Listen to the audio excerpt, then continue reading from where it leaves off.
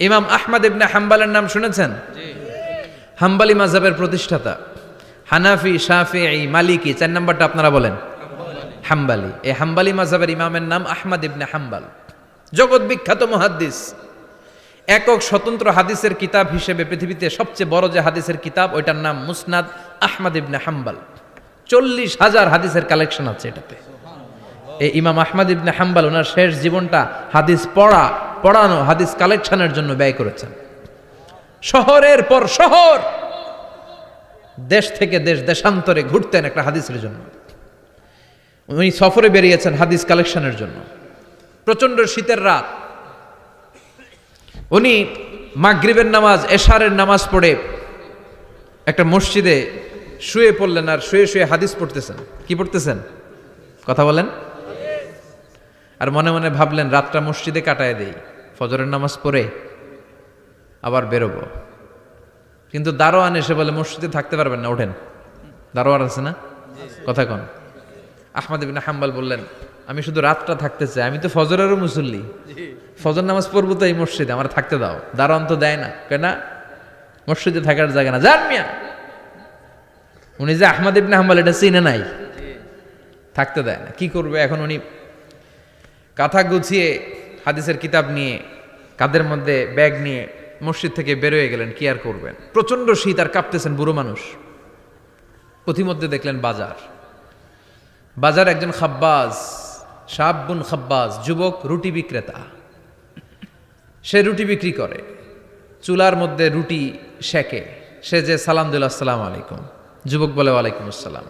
আহমদ ইবনে হাম্বাল বলে, যুবক, আমার যাওয়ার জায়গা নেই, সফরে বেরিয়েছি, খুব শীতে কষ্ট পাচ্ছি, রাতে যদি তোমার এই চুলা থেকে একটু আগুন পোহাই, কোনো সমস্যা? যুবক বলে, না না, সমস্যা না, আহলান ওয়া সাহলান, খোশ আমদেদ, আসেন আসেন, আপনি আগুন পোহাইলে আমার সমস্যা কি? সুবহানাল্লাহ পড়েন। আল্লাহ শুকরিয়া করে উনি বসলেন আর আগুন পোহাচ্ছেন। আর খেয়াল করলেন যুবক রুটি বানায় আর পড়ে আস্তাগফিরুল্লাহ। রুটির দলা বানায়, পড়ে আস্তাগফিরুল্লাহ। খামির বানায় আর পড়ে আস্তাগফিরুল্লাহ। রুটি নিয়ে উনুনের ভিতরে, চুলার ভিতরে সেকা দেয় আর পড়ে আস্তাগফিরুল্লাহ। দোকানদারের কাছে কেউ আসলেই সে রুটি দেয় আর পড়ে আস্তাগফিরুল্লাহ। ক্রেতার কাছ থেকে টাকা নিয়ে ক্যাশ বক্সে রাখে আর কি পড়ে? আবার রুটি বানানো শুরু করে আর কি পড়ে? খালি এইটাই পড়তেছে। ইমাম আহমদ ইবনে হাম্বাল তো অবাক, কিরে এটা আবার কেমন যুবক, খালি আস্তাগফিরুল্লাহ। উনি প্রশ্ন করলেন, যুবক ঘটনা কি? আসার পর থেকেই তোমার দেখতেছি তুমি রুটি বানাও, রুটি বিক্রি করো আর পড়ো আস্তাগফিরুল্লাহ, মালাকা ইয়া শাবাব। যুবক বলে, আস্তাগফিরুল্লাহ আমার সবচেয়ে বেশি পছন্দের আমল, আমি সব সময় আঠার মতো ইস্তেগফারের সাথে লেগে থাকি আর সব সময় পড়তে থাকি আস্তাগফিরুল্লাহ, আর এর বদৌলতে আল্লাহ আমারে মুস্তাজাবুদ দাওয়া বানিয়ে দিয়েছে। আহমদ ইবনে হাম্বাল তো অবাক, আনতা মুস্তাজাবুদ দাওয়া, তুমি মুস্তাজাবুদ দাওয়া, রুটিওয়ালা। আমি এত বছর হাদিস পড়াই, আমিও তো মুস্তাজাবুদ দাওয়া না, আর তুমি রুটি বেচো বাজারে, তুমি মুস্তাজাবুদ দাওয়া, তুমি দোয়া করলেই সব কবুল হয়ে যায়। যুবক বলে, না আনা মুস্তাজাবুদ দাওয়া, আমি আমার জীবনে যত দোয়া করেছি কবুল করে নিয়েছে কে? আল্লাহ। সব দোয়া কবুল করে নিয়েছে আল্লাহ, একটা দোয়া ছাড়া। কয়টা? আহমদ ইবনে হাম্বালের কৌতূহল, কিউরিয়াসিটি আরো বেড়ে গেল। কি? সব দোয়া কবুল হয়েছে, একটা দোয়া ছাড়া। মাযালিকা দোয়া ইয়া শাব, কি সেই দোয়া? যুবক এবার বলতে শুরু করলো, আমার জীবনে যে দোয়াটা আল্লাহ কবুল করে নাই সেটা হচ্ছে, আমি আল্লাহর কাছে অনেক চেয়েছি, অনেক দোয়া করেছে যে আল্লাহ, শুনেছি এই জামানার সবচেয়ে বড় মুহাদ্দিস, তার নাম নাকি ইমাম আহমদ ইবনে হাম্বাল। আল্লাহ তোমার কাছে আমার চাওয়া, আমি যেন এই ইমাম আহমদ ইবনে হাম্বালের দেখে মরতে পারি, আমি যেন ইমাম আহমদ ইবনে হাম্বালের হাতে হাত রেখে মুসাফা করতে পারি আর তার কপালে একটা চুমু এঁকে দিতে পারি। আহমদ ইবনে হাম্বাল আবেগপ্রবণ হয়ে গেলেন, চোখের পানি ছেড়ে দিলেন, বললেন, যুবক তোমার এই দোয়াটাও কবুল হয়ে গিয়েছে। আহমদ ইবনে হাম্বালের দেখা আর সাক্ষাৎ পাওয়ার জন্য আহমদ ইবনে হাম্বালের বাড়িতে তোমার যাওয়ার দরকার নাই, আহমদ ইবনে হাম্বাল তোমার দরবারে ছুটে এসেছে। আনা আহমদ ইবনে হাম্বাল মুহাদ্দিসুদ দাহর, আমি নিজেই আহমদ ইবনে হাম্বাল। যুবক চোখের পানি ছেড়ে দেয়, আহমদ ইবনে হাম্বালও চোখের পানি ছেড়ে দেয়। যুবক চিৎকার মেরে ইমাম আহমদ ইবনে হাম্বালকে জড়িয়ে ধরে, হাতে হাত রেখে মুসাফা করে, কপালের মধ্যে চুমু খায়। আর আল্লাহর শুকরিয়া করে বলে, ও ইমাম, আসলে এই দোয়াটাও আল্লাহ আজকে কবুল করে নিল। বিশ্বাস হয়? সবসময় ইস্তেগফার পড়লে আপনার দোয়াগুলোর এইভাবে কবুল করে নিবে কে? এই 5টা জিনিস পাবেন সবসময় যদি ইস্তেগফারের সাথে লেগে থাকেন। রাজি আছেন তো?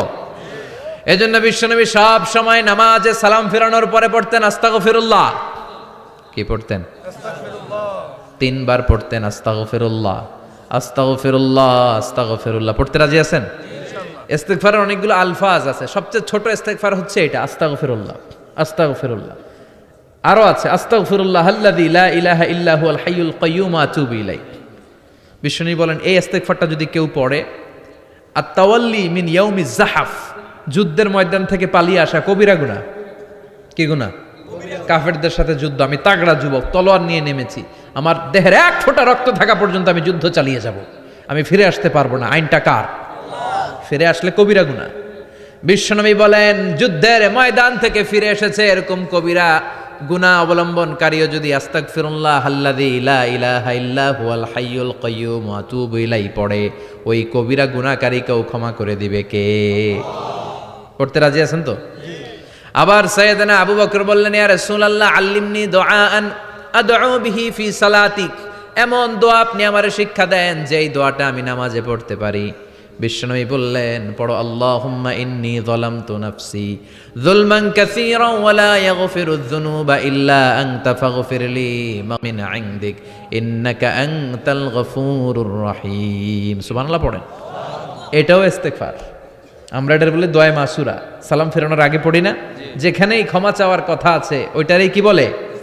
ইস্তেগফার। আল্লাহুম্মা ইন্নী যালামতু নাফসি, আল্লাহ জুলুম করেছি, যুলমান কাসীরা, অনেক জুলুম, ওয়ালা ইয়াগফিরুয যুনুবা ইল্লা আনতা, তুমি ছাড়া এই গুনাহ ক্ষমা করার তো কেউ নাই।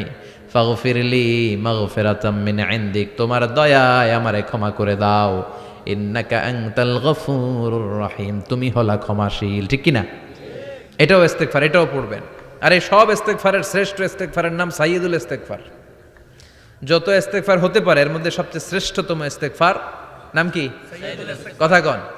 বুখারীর বর্ণনা, শাদ্দাদ ইবনে আউস রাদিয়াল্লাহু তাআলা আনহু বর্ণনা করেন, এই সাইয়্যিদুল ইস্তেগফার দিনের বেলা যে পড়বে ওই দিনে মারা গেলে সে জান্নাতি।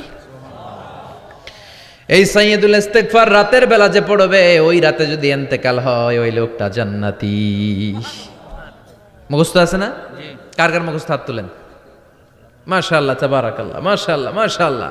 আর যাদের নাই তাদের হোমওয়ার্ক, তাদের আল্লাহুম্মা আনতা রাব্বি লা ইলাহা ইল্লা আনতা খালাকতানি ওয়া আনা আবদুক ওয়া আনা আলা আহদিকা ওয়া ওয়া'দিকা মাস্তাতা'তু আউযু বিকা মিন শাররি মা সানা'তু আবুউ লাকা বিনি'মাতিকা আলাইয়া ওয়া আবুউ লাকা বিযামবি ফাগফিরলি ফাইন্নাহু লা ইয়াগফিরুয যুনুবা ইল্লা আনতা।